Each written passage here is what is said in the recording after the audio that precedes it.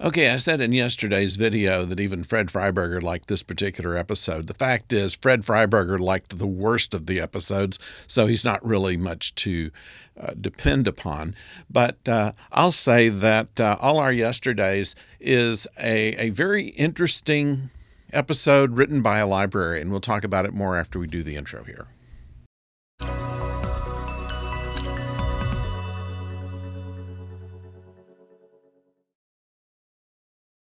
Hello out there. I'm the oldest nerd. Anybody that's been a Trekkie for very long knows that Mr. TOS is basically A to Z pronounced together. So what better name for a librarian?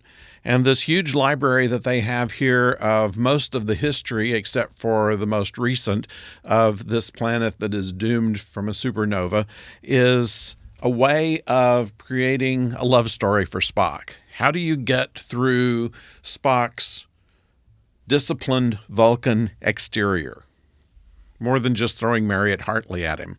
You may not know who Mariette Hartley is. She was a constantly working actor during the 60s, and in the 70s was more noticed by being in a Polaroid commercial. I think it was a Polaroid commercial with James Garner. And the chemistry between her and James Garner was such that even in 30-second commercials, it was very entertaining, and to the point to where people were thinking they were actually a married couple because their chemistry was so good. And she was made up for a lot of publicity by wearing a T-shirt with her infant child. They both said, I'm not married to James Garner, and the kids are saying James Garner is not my dad. And that's kind of where her fame ended up. She acted in a lot of things. I don't think she was ever leading any kind of show, but you could tell that she did a pretty good job in this episode.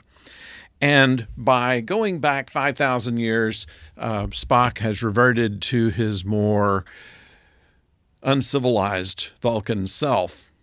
And this Ice Age situation in which Mariette Hartley's character was exiled, Spock and Bones are almost frozen to death. And about the time that they start feeling better, Bones is saying, well, let's get out of here. And Spock is saying, well, it's kind of nice here. And while he's still having difficulty understanding his newly felt strong emotions that predated his Vulcan evolution, McCoy is the one who figures out the way that they must get out. In the same way that Kirk, in a Salem, Massachusetts type of situation, figures out as well.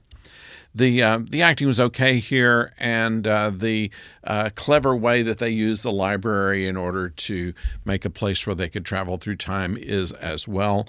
Generally able to use their Planet Health set and just spray fake snow on it works out pretty well for Spock and Bones. For Kirk, all they have to do is go to their Mayberry set and put some people dressed in three-corner hats. So as far as it is, is it a tremendously good show? Not really, but it's not bad.